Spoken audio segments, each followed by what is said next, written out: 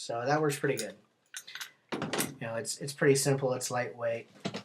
These are EMT shears that I bought at a surplus store. It was like $2 or $3, and I'll tell you what, these things are absolutely awesome. Another thing I carried when I was in the military, in my gear, in my field gear. These things can cut through a penny or a dime. Shear right through them. This is great for if you've got a life-threatening, injury on your leg or something, and you need to get your pants off now so that you can get to it. You can just cut right through them. Cut anything, and just good general camp use too. So these are a good thing, kind of good thing to have. They don't take up any space at all, really, and they're really cheap.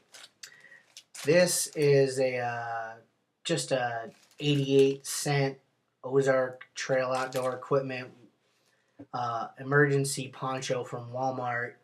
It's nothing fancy. It's not heavy duty or anything, but if I'm out there and I need a little bit of shelter from the rain and there's just no big trees around, I can throw this on and it'll give me more shelter than I had. It's lightweight, nice and thin, and cost me less than $1. Worth carrying in my opinion.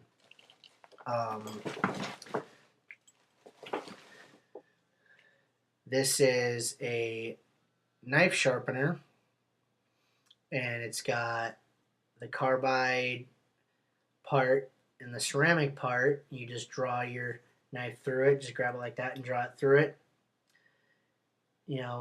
Nice and small, and it also has a diamond rod serration sharpener too. So this was $8 at Walmart. It's nice and small and compact, and gives me a way to keep my knife sharp. Worth carrying in my opinion. This is a signal mirror. Now these things are awesome because you can use them for the obvious things, signaling. You can signal a plane or whatever up in the air during the day, or at night you can just shine a flashlight on it and reflect the light from the flashlight. I really recommend getting a glass one like this. This one was $10 at Cabela's. It's just the Coghlan's brand. You can find them probably on a lot of outdoor websites, but I bought mine at Cabela's. It was $10. I really recommend though getting the glass ones, because the plastic ones, while they're more durable and you don't have to worry about them breaking, and some of them, like the Ultimate Survival Technologies one float, they just don't reflect anywhere near as much as an actual real glass one like this does. They just don't work anywhere near as well. And when your life depends on it, you want to have the best that you can get. It came with this little white foam little slip case thing. I just wrapped it in duct tape to give it a little bit more rigidity and durability. Nothing fancy. This is an Ultimate Survival Technologies Blast Match fire steel. It was designed by Ultimate Survival Technologies for Air Force fighter pilots that go down and they, for whatever reason, in their crash landing or just along the way, they break one of their arms and they only have use of one of their arms now. Well, this can be completely operated one-handed, which is a really good thing to be able to do, to know that you can have fire even if you can only use one of your arms. And you just push this little button right here to hold the scraper against the fire steel rod, set it down against your tinder and push, and it's spring loaded, and it'll spark just like a regular fire steel would, and it's completely able to be operated one-handed. So I thought it was a good thing to have, and since I have one here, but it's on my net kit and it's kind of a backup, and you have to use two hands to use it. So I like the fact that you can use this with one hand. This is just a partial bow drill fire set that I made. I made the spindle and the hand socket. I was bored when I was camping, so I just made it. And then 550 paracord wrapped around it for the bow drill itself. It's pine. It's not the best wood to be using for it, but I made it, and I figured though it doesn't take up much space and it doesn't weigh anything, so I threw it in my kit just so I can already have part of the kit made. This is wet fire tinder. One of them came free with a blast match fire starter, so this stuff's pretty cool though. Once lit, it can just sit on top of water and floating and still burn. So it's pretty cool. It's kind of expensive though. I don't know that I would really pay for it. Me personally, I use Vaseline petroleum jelly soaked cotton balls. This is a Maglite that was I had that laying around that was broken, and I gutted it to make a fire piston.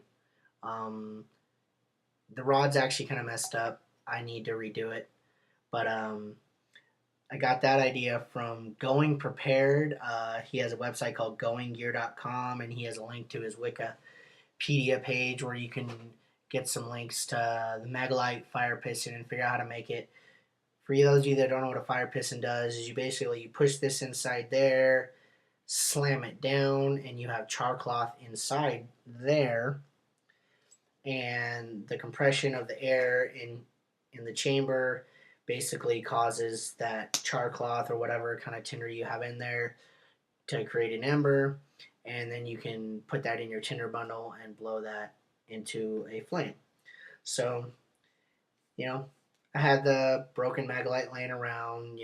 The other parts that I needed cost me a few bucks, so I bought that. I figure it's worth having another way to make fire. I think fire is one of the most important things you can have the ability to make in the backcountry, next to shelter. This is the commercially available version of QuikClot. I'll tell you what, this stuff is fantastic. If you have a life-threatening injury, you've got an arterial wound or something that is just gushing blood, and you're out by yourself in the wilderness, or even if there's someone with you, but you don't have any way to get to help quickly, and you know that if you don't stop this bleeding, you're going to die. This stuff is awesome. You just rip open the package. It's got a dressing that has the QuikClot stuff in it. Put it on the wound and hold it there till it stops bleeding, and then wrap it with an ace bandage or a bandana or something, and it'll stop the bleeding. This was $10 at Cabela's. You could probably get them in bulk, on somewhere online for cheaper. It's a 3.5 by 3.5 inch dressing, so it's not huge, but it's big enough for probably most things. I have it double wrapped in sandwich bags here. It's inside a sandwich bag that's inside another sandwich bag, because I don't want to take a chance in this package tearing, because this stuff is absolutely ridiculous. As soon as you put it to anything that's wet, it'll start cauterizing it, even if it's sweat. So I don't want this to somehow get loose in my survival kit and get into a wet part that's up against my back because I've been sweating, and all of a sudden I'm having my back burned. So I have it double wrapped in a sandwich bag to help prevent that. Alright, next part here. My bag just dropped. We've got just some miscellaneous stuff.